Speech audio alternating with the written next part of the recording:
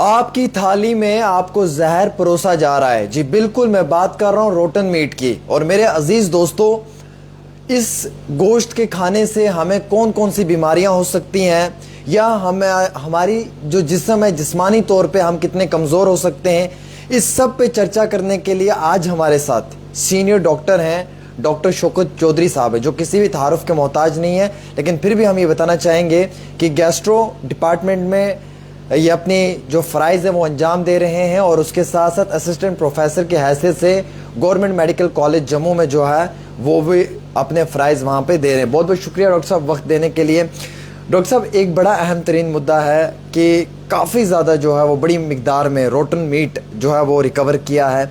अब कई सारे लोगों को ये शक है कि शायद उन्होंने इस रोटन मीट का इस्तेमाल किया, इस बोसीदा गोश्त का इस्तेमाल किया है। अगरचे किसी ने काफ़ी ज़्यादा हैवी क्वांटिटी में इस बोसीदा गोश्त का, इस रोटन मीट का इस्तेमाल किया होगा या कम क्वांटिटी में किया होगा, तो किस तरीके की बीमारियां उसे हो सकती हैं, या फिर उसे किस तरीके की मुश्किलात का सामना उठाना पड़ सकता है? पहले तो आपका शुक्रिया। Thank you so much. और दूसरा ये है कि ये बड़ा एक हॉट टॉपिक है आज के दौर में जी, और ये वैसे सरप्राइजिंग भी है बड़ा जी प्लीज कि इस तरह की सिचुएशनें हमने काफ़ी वर्ल्ड ट्रैवल किया है तो सुना नहीं कभी। जी अब अनजाने में हमने भी हो सकता है कंज्यूम किया हो। देखो, ये मीट में इसको मैं दो पार्ट में डिवाइड करूँगा। एक तो ये है कि जो मीट अपने आप में डाइजेशन और उसका बॉडी पे नॉर्मल मीट जो हम खाते हैं उसका क्या इफ़ेक्ट है, वो एक बात है। और अब हद तो यहाँ हो गई कि अब रोटन खाया, और रोटन किसका खाया कोई पता नहीं सर, ये कोई भी मकरू जानवर हो सकता है। मकरू जानवर होता है। तो इन सारे ये दो एस्पेक्ट्स में हम डिस्कस करेंगे। तो पहले हम ये मैं बताना चाहूँगा कि देखो जी, रोटन मीट है। अब जब किसी मीट को आप रॉट करते हो तो उसमें इन्फेक्शन हो जाती है मुख्तलिफ़ किस्म की, ठीक है। जैसे आप फूड पॉइजनिंग कहते हो कि हम पहले पेशेंट आता है लूज मोशन या वॉमिटिंग के साथ, तो हम उनको पूछते हैं कि आपने बाहर तो नहीं खाया, है ना। वो एक्यूट इन्फेक्शन हो गई, गैस्ट्राइटिस हो गया, इंटेस्टाइनल इन्फेक्शन हो गई, लूज मोशन हो गया, उनको तो छोटे समय के ट्रीट करने के बाद वो सेटल हो जाते हैं। लेकिन प्रॉब्लम यहाँ आती है कि अगर ये मीट लॉन्ग टर्म क्या इफ़ेक्ट करता है, तो लॉन्ग टर्म इस तरह की बीमारियाँ ये करता है, मतलब इस तरह की इन्फेक्शंस ये कर देता है जो प्रॉब्लम करती है। जैसे अगर ये कंजम्पशन से फॉर एग्जांपल 6 मंथ्स रही, 6 महीने तक अगर हम इसी गंदे गोश्त का इस्तेमाल कर रहे तो वो क्या करता है, एक होता है कि जो क्वांटम ऑफ इन्फेक्शन है अगर तो वो बड़ी ज़्यादा है तो आपको एक्यूट इशू हो जाएगा, तो आपको लूज मोशन लगेगा, आप डॉक्टर को ढूंढोगे, इलाज कराओगे, कुछ हो जाएगा। लेकिन अगर सब ऑप्टिमल या क्वांटम ऑफ इन्फेक्शन कम है तो वो इस तरह की मैनिफेस्टेशन लाएगी नहीं, वो छोटी मोटी मैनिफेस्टेशन, बॉडी एक्स हो रहे हैं, जिसको हम जनरली इग्नोर करते हैं।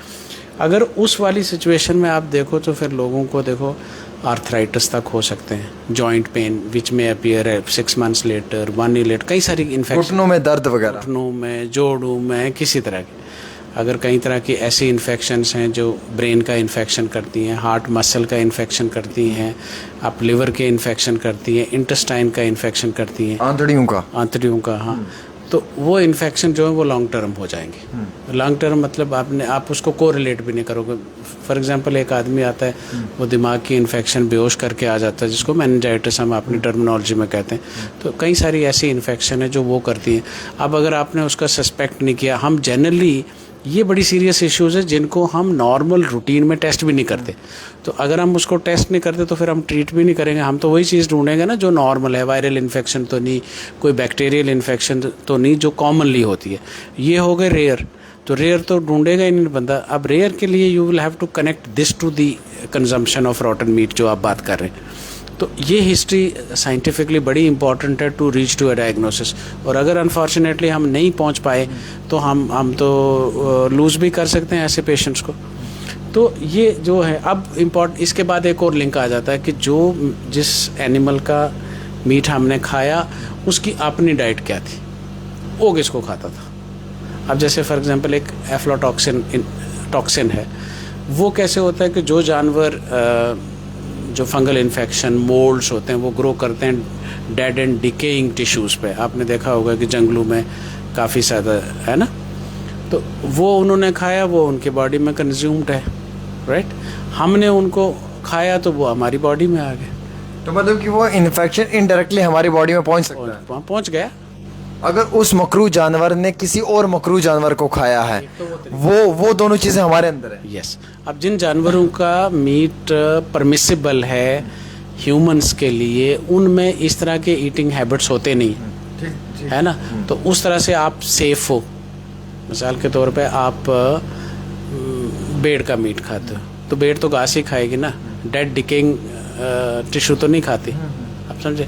या बकरा है, तो अगर जानवर का ही पता नहीं है तो वो जानवर में क्या क्या इन्फेक्शन है आप उसके साथ लिंक करना, ये बहुत इंपॉर्टेंट है कि जहाँ से ये चेन शुरू हुआ है उनको कम से कम इतनी हिस्ट्री ज़रूर पता करनी चाहिए कि किसका सप्लाई कर रहे थे, किस एनिमल का सप्लाई कर रहे थे। एक तो ये चीज़ डॉक्टर साहब जैसे आपने तफसील में बताई, दूसरी ये कि लोगों के जहन में एक शक आ जाता है कि शायद में भी कैंसर ना हमें हो जाए, या कैंसर जैसी बीमारियां जो हैं वो हम पे हावी ना हो जाएं, क्योंकि जब उस बोसीदा गोश्त को हम देखते हैं उसकी स्मेल के आगे हम नहीं रुक पाते हैं। फिर 2 मिनट के लिए हम ये अपने जहन में सोचते हैं कि ये पेट के अंदर है, तो मालूम नहीं किस पार्ट को या किस तरीके से हमें पर्सनली ये डैमेज करेगा।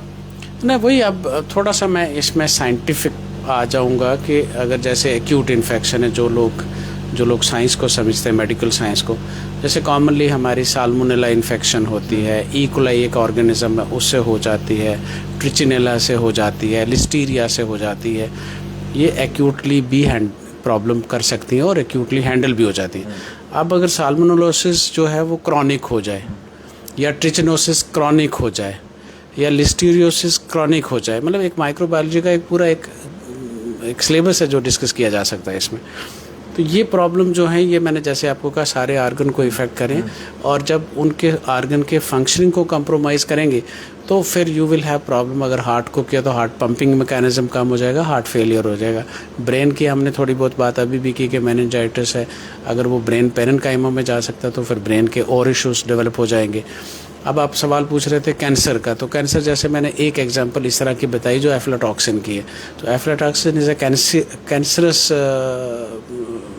ऑब्जेक्ट है वो, तो अगर आपने वो कंज्यूम किया तो आपको कैंसर होने के रिस्क हो जाते हैं। जॉइंट पेन, मसल पेन, ये तो हैं ही, दे विल बी देयर।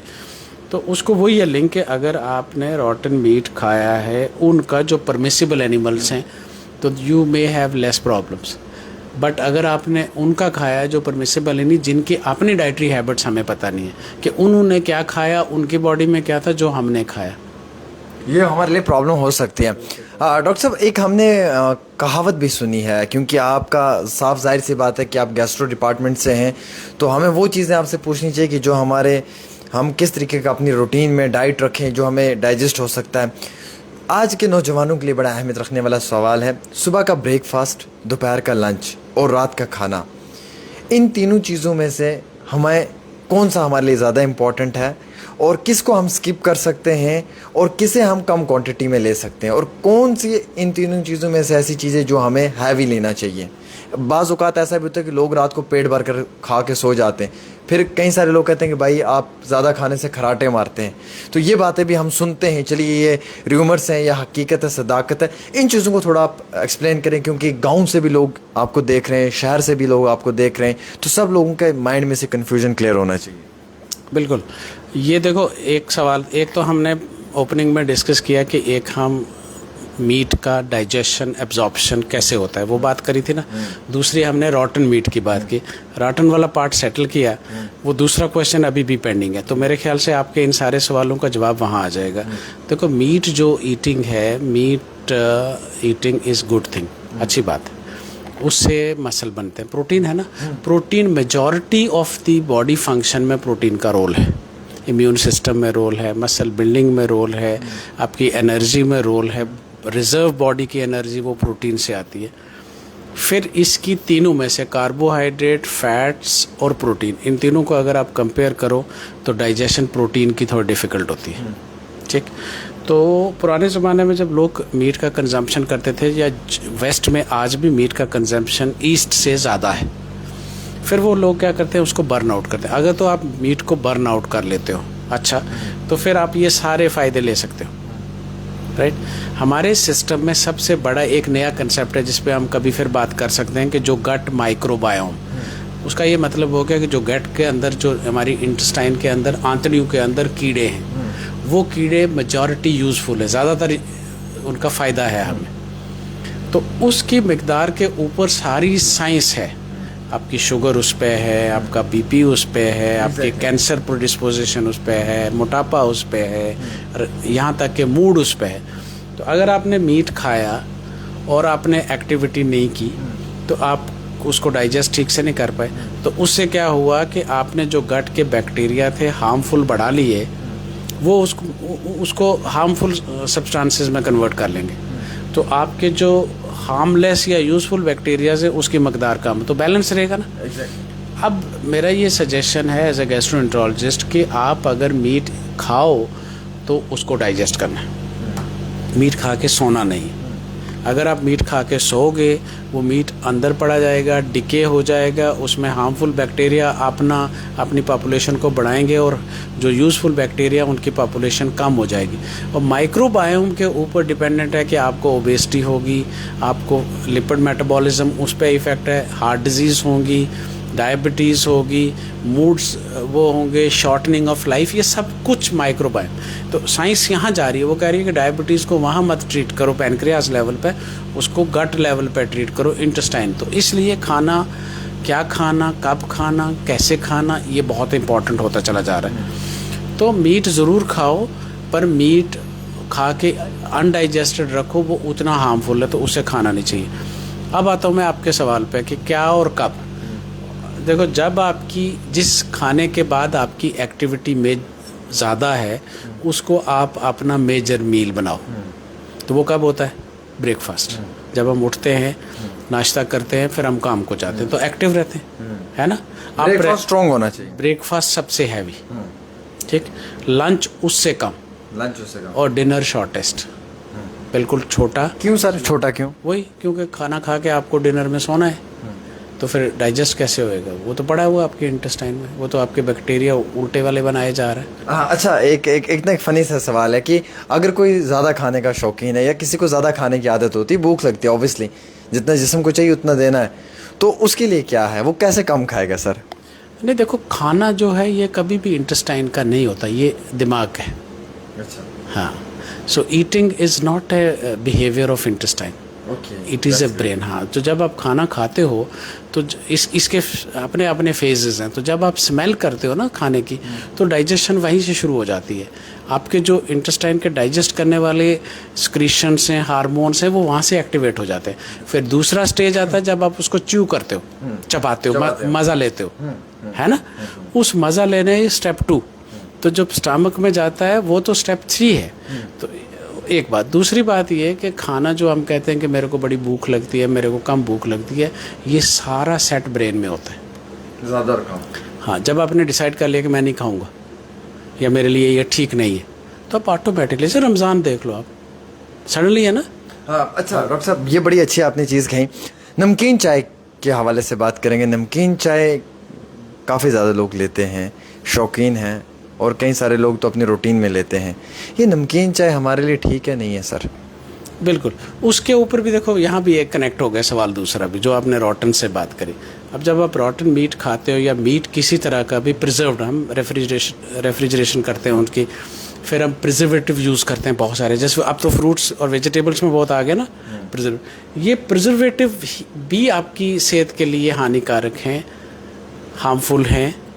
तो आपने प्रिजर्वेटिव भी लिए, आपने रॉटन भी लिया, आपने ज़्यादा भी लिया और डाइजेस्ट नहीं कर सकते, तो 3 कंपोनेंट कर दिए ना। अब नमकीन चाय, तो नमकीन चाय में क्या होता है कि नमकीन चाय को गड़का गड़का के लोग पीते हैं, नमक का ज़्यादा। नमक बॉडी के लिए बहुत हार्मफुल होता है। सो बहुत सारी स्टडीज़ जो आएंगे, नमक का लिंक जो है वो कैंसर से भी है, नमक का लिंक ब्लड प्रेशर से तो है ही है फॉर श्योर, नमक का लिंक वेट गेन से है ही है। आप जिम में जाओगे तो जो आपका ट्रेनर है सबसे पहले क्या बोलता है कि भाई आप सोडियम कम करो। तो ये नमक जो है ये एक प्रॉब्लम वाली चीज़ है। बिल्कुल, आपने बहुत अच्छी बात की सर। आपके सवाल जवाब में से मुझे सवाल आया, आपने जिम की बात की, तो सर आजकल नौजवान सप्लीमेंट्स भी बहुत ले रहे हैं ना अपनी बॉडी बनाने के लिए, तो उससे हमारे जिस्म पे क्या असरात पड़ती है? जैसे एज यूजुअल हमें डॉक्टर कहते हैं कि नहीं लेना चाहिए, किडनी फेल हो जाती है, लिवर पे असर पड़ता है, लेकिन सर स्टोमक की बात करें तो इस पे क्या बुरे असरात पड़ते हैं सर?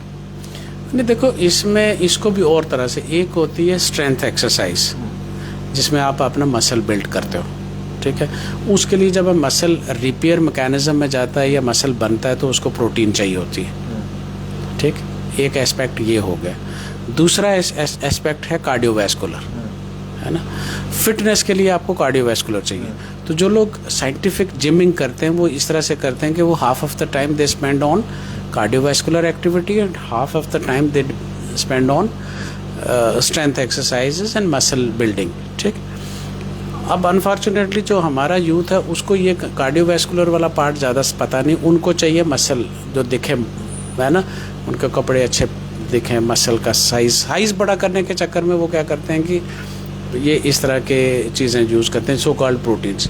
अब प्रोटीन्स का सोर्स आप देख लो आज की तारीख में कि इतनी अडल्ट्रेशन हो रही है। आप मीट की हम अभी बात करके, पनीर की देख लो, अभी रिसेंट आजकल की न्यूज़ है, अंडे किस तरह से आ रहे हैं। तो आप कैसे कह सकते हो कि जो आप ये यूज़ करते हो जिम से जो प्रोटीन वगैरह है ना, तो ये प्रोटीन कैसे इसमें अडल्ट्रेशन, इसमें स्टीरॉयड कैसे नहीं। So most of the time क्या होता है, प्रॉब्लमेटिक क्या होता है कि अच्छा बहुत सारे लोग स्टीरॉयड यूज़ करते हैं, स्टीरॉयड से जल्दी मसल बनता है, फिर उसके विड्रॉल इफेक्ट होते हैं, टेपरिंग इफेक्ट होते हैं, लटक जाता है। लटक तो गया जो आपको अपीयरेंस दिख रही है, बट अंदर तो वो सारे मैकेनिज्म को सेट करता है ना। There is positive feedback for some organs, there is a negative feedback for some organs.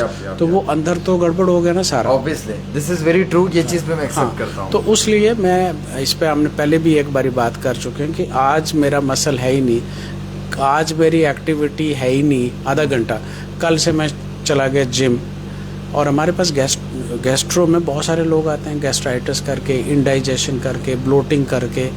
तो ये इसीलिए बिकॉज उनकी बॉडी नेचुरली अडॉप्ट ही नहीं कर पाई जो उन्होंने शिफ्ट इन देयर रिजीम किया, खाने के लिहाज से, एक्टिविटी के लिहाज से, स्लीप के लिहाज से। तो ये सारे चीज़। सर एक सवाल है जहन में, क्या लेट सोने से, स्लीप प्रॉपर ना लेने से अल्सर पैदा होता है सर? नहीं, ये तो बहुत बड़ी बात है। एक अल्सर ही नहीं, बल्कि देखो स्लीप नहीं होगी आपकी, आपको चाहिए 7 से 8 घंटे। Sleep is a repair time, जब बॉडी आपकी रिपेयर करती है। तो लॉन्ग मतलब optimal is the repair time, better is your body, एक बात। दूसरी बात ये है कि ये तो एक टेस्टेड फैक्ट है कि early sleep and early riser उनकी परफॉर्मेंस बेटर होती है, दे आर लेस एंक्शियस। ये तो इस पे तो नेचर में भी काफ़ी सारे आर्टिकल्स आ चुके हो। हाँ, तो उसमें यह है कि आप अपना एक, जिसको आप कहते हो दो, हम किसी भी चीज़ को अचीव करने के लिए हम अपनी टर्मिनोलॉजी में कई बार कहते हैं DC mean discipline and consistency. तो बॉडी को पता है कि इस बंदे ने इतने बजे सोना है, इतने बजे जागना है, तो वो अपने आप को उस हिसाब से सेट कर लेती है। एग्जैक्टली। आज आप सो रहे हो 8 बजे, कल आप 2 बजे रात को, सुबह पता ही नहीं है, खाने का पता नहीं, जब मिल रहा है खा रहे, क्या खा रहे हैं। तो यहाँ जाके सारी परेशानियाँ हो रही हैं। और मैं आपको फिर से री-एम्फेसाइज करूँ कि जितनी बीमारियाँ हैं, अब हम एज अ गैस्ट्रोएंटरोलॉजिस्ट ये कहते हैं कि इन सब का ओरिजिन जो है ये GIT से है। चलिए, बहुत बहुत शुक्रिया, हमारे साथ तफसीलाती इंटरव्यू किया। डॉक्टर शौकत चौधरी साहब ने बहुत बिजी स्केड्यूल रहता है, आप वक्त देख सकते हैं रात के 10:30 बजे, क्योंकि 10 बजे तक ये कंटिन्यूसली अपने पेशेंट्स के साथ बिजी रहते हैं। सो बहुत मुश्किल से हमने टाइम मैनेज किया। बहुत बहुत शुक्रिया डॉक्टर साहब वक्त देने के लिए। सीरियसली जब भी हमें किसी टॉपिक पे बात करनी पड़ती है तो हम डॉक्टर शौकत चौधरी साहब को याद करते हैं। वो इसलिए क्योंकि बहुत बेहतरीन, बहुत काबिल डॉक्टर हैं और अपने इस प्रोफेशन में बहुत बड़ी महारत हासिल करते हैं, विदेश से पढ़ कर आए हैं। उसके साथ साथ सबसे बेहतरीन बात यह है कि DM हैं, और उससे बेहतरीन बात यह है कि मुसलसल कई सारे अवार्डों से भी नवाजा गया है। और काबिल तारीफ़ बात यह है कि अपने प्रोफेशन में ईमानदारी से अपनी खिदमात को, अपने फ़राइज़ को अंजाम देते हैं। तकरीबन रात के 10:30 बजे का समय है, 11 बजने वाले हैं, अभी तक डिनर नहीं किया है डॉक्टर साहब ने आज, और हमने इन्हें परेशान किया है। लेकिन ये सारी बातें आप तक पहुंचाना बहुत ज़रूरी थी, क्योंकि ये आपके सवाल थे कि सर किसी सीनियर डॉक्टर से बात करें, वो सीधा गोश्त खाने वाले लोगों को क्या तकलीफ़ हो सकती है, क्योंकि आप लोग बहुत घबराहट महसूस कर रहे थे। आपको ऐसा लग रहा था कि शायद इसी मीट की वजह से हमारे साथ ये सब चल रहा है। लेकिन आज हमने आपको सुना दिया, समझा दिया। अब अगर ये सिम्टम्स या अलामतें आपके अंदर हैं तो ज़रूर यकीनन तौर पे आप अपना इलाज करवाएं। अगर जो कुछ और है तब भी इलाज करवाएं, लेकिन घबराने की ज़रूरत नहीं है। लिहाजा एक छोटी सी पेशकश थी, डेली तस्कीन पे आमिर सुहेल बोलचाल के साथ दीजिए अपने मेज़बान को इजाज़त। देखते रहें देश और दुनिया की बाकी खबरें।